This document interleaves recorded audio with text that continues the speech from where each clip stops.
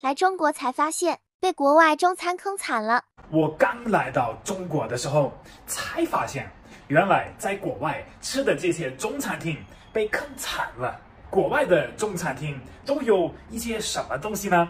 味道怎么样啊？正不正宗呢？还有哪一个国家的中餐厅味道比较正宗，还不错呢？今天我来给你们分享一下。开始之前，问一下我的朋友们，你们在国外在哪一些地方吃过中餐厅呢？你们感觉味道怎么样啊？感觉正不正宗呢？评论里面跟大家分享一下。今天咱们一起出去吃一顿经典的老外在中国喜欢吃的中餐，然后接下来再对比一下国外的中餐厅和中国这边中餐厅哪里比较好吃。如果你们准备的差不多的话，那咱们就直接出发。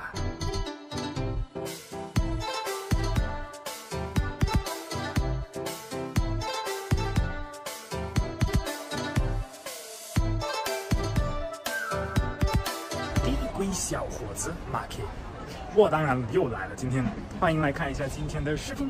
我现在还是在漂亮的四川成都，现在已经到外面了，然后在这边找个地方吃一下我们老外到中国这边比较喜欢吃的一个东西。找一下建设路附近有没有吃宫保鸡丁的地方。就是找到了一个地方，这边环境还可以，然后找了一个很舒服的位置，就在床旁边，然后已经下单了，点了吃的。你们看一下 ，Marky 今天要吃啥子？饭来喽！哇哦，宫保鸡丁，还有那么多米饭，一大碗米饭。原来老外来到中国这边必须吃的一个东西，那就是宫保鸡丁。现在 Marky 先吃了，接下来我给你们说一下为什么所有的老外都爱吃宫保鸡丁。米饭好香啊！来嘛，熟悉的味道，好久没吃了，你们看一下，老味道了，哇哦，好好吃哎！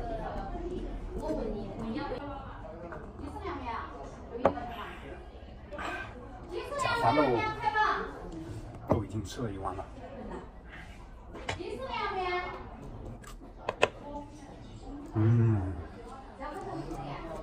这个味道好。哦，谁说宫保鸡丁没什么味道？还是挺辣的嘛。毕竟里面也有辣椒，也有花椒，但是太好吃了，这个味道。Marky 应该很久没有吃宫保鸡丁了，但是今天吃了还是感觉非常不错，非常美味。那来嘛，我给你们说一下，为什么老外刚来到中国的时候那么喜欢吃宫保鸡丁。毕竟以前我们几个外国朋友一起出去吃饭的时候，我们3、4个人，我们都要点一份宫保鸡丁，是不是很有意思，很搞笑？反正宫保鸡丁里面有鸡，有花生，有葱，有一些调料，有非常多所有的我们喜欢的东西，再加上里面没有什么奇怪的，像内脏啊、屁股啊之类的东西，再加上里面没有骨头，吃起来非常方便，再加上它还是比较健康，然后没有什么奇怪的、非常重口味的味道，就是有一点甜，有一点咸，有一点辣，这些原因放在一起，就是让我们觉得这是一个非常完美的一道菜。所以宫保鸡丁这么经典的一道中国菜，国外的中国餐厅应该也有，是吧？想多了。因为我在德国那边，包括说很多其他的地方，从来没有看到过宫保鸡丁，或者很多其他的非常出名的东西。Marky 从第一次来到中国之后，也去了很多其他的国家，很多其他的地方，也尝试过很多地方的中国菜，尝试过缅甸的、泰国的、德国的、法国的，还有墨西哥的，还有古巴的，中国菜，还有秘鲁，还有巴西的，所以我真的是尝试过很多不一样的地方的中国菜。说实话，一个非常有意思的地方就是这些国家的中国菜味道都不太一样，都不怎么像中国这边的味道。但是每个国家之间的区别，中国菜味道的区别也挺大的。就比如说，我记得德国的中国菜就比较咸，墨西哥的放的黑胡椒放的非常多，吃完了就非常想喝水。然后秘鲁的我还记得非常清楚，他们的中国菜就非常甜，可能是按照本地的人的口味变过来的吧。那么除了在中国这边以外，在其他的国家，我吃过最好吃的一个中国菜，那就是在泰国。我发现一个地方的中国人的华人比较多，他们那边本地的中菜也好吃一些。像墨西哥或者秘鲁这种地方离中国非常远，那边的华人也并不多，所以他们那边本地的中国菜的味道可能是变得比较多了。那么我们德国的中餐厅里面到底有哪一些菜呢？其实我也说不出来啊，因为他们都没有什么名字。虽然说有一些炒饭啊、炒面啊，然后还有一种北京烤鸭，但是它跟真正的北京烤鸭吃法、味道都完全不一样。